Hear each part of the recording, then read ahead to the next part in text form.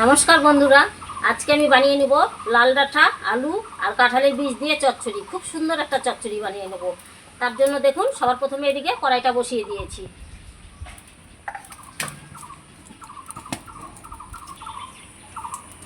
কড়াইটা আমার গরম হয়ে গেছে, সরষের তেল দিয়ে দিচ্ছি। ডাঁটার চচ্চড়িটা করব।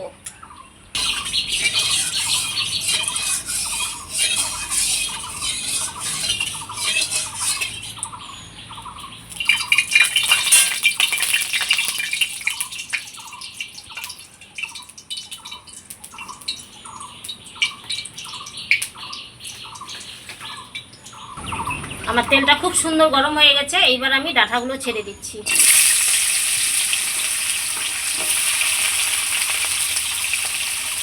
তারপরে আলুগুলো দিয়ে দিলাম। এইবার আমি কাঁঠালের বীজগুলো দিয়ে দিচ্ছি।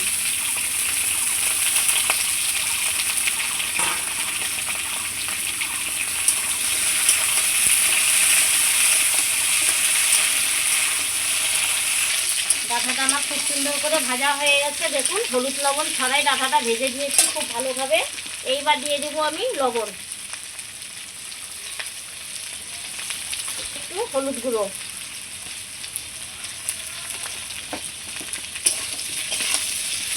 লবণ হলুদ দিয়ে ডাঁটাটাকে আবারও আমি খুব সুন্দর করে ভেজে নেব। তাহলে কাঁঠালের বীজ সিদ্ধ হয়ে যাবে, আলুটাও সেদ্ধ হবে, ডাঁটাটাও খুব সুন্দর সেদ্ধ হবে।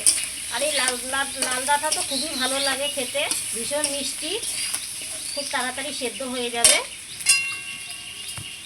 দিয়ে আমার ডাঁটাটা খুব সুন্দর করে ভাজা হয়ে গেছে। এই দেখুন, এইবার আমি বেটে রাখা মশলাটা দিয়ে দেবো।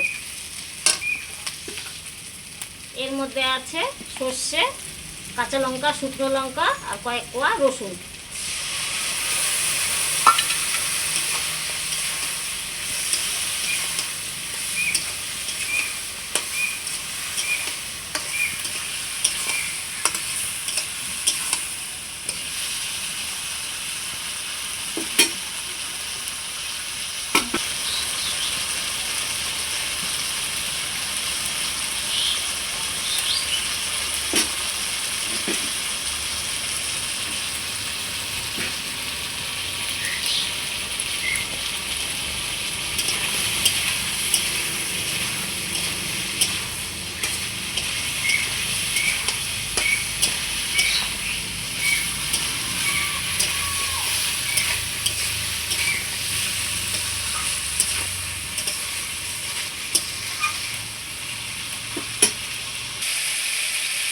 মশলা দিয়ে কষানো হয়ে গেছে, বাটি ধোয়া জল দিয়ে দিচ্ছি।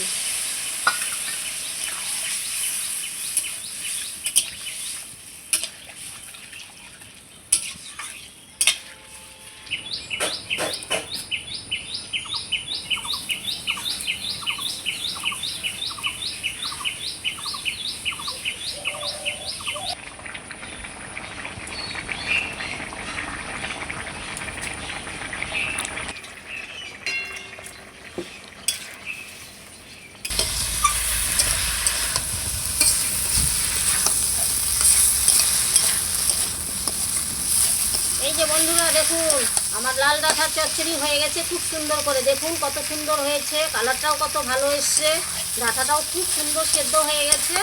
আমার চচ্চড়ি হয়ে গেছে, এইবার আমি নামিয়ে নেব। এই যে বন্ধুরা, আমার চচ্চড়িটা হয়ে গেছে, দেখুন আমি নামিয়ে নিচ্ছি একটা পাত্রের মধ্যে।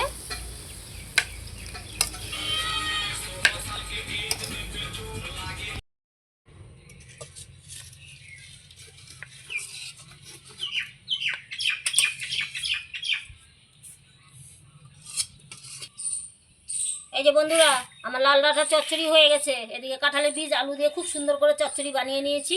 চচ্চড়িটা কীরকম হয়েছে অবশ্যই কমেন্টে জানিয়ে দেবেন। আমার রান্নাটা যদি ভালো লেগে থাকে আপনাদের এই চচ্চড়িটা, তাহলে সঙ্গীতা রীতা কিচেনে সাবস্ক্রাইব করবেন, লাইক করবেন, কমেন্ট করবেন, বেশি করে শেয়ার করবেন। ফেসবুকে যদি দেখে থাকেন অবশ্যই ফলো করবেন। ধন্যবাদ।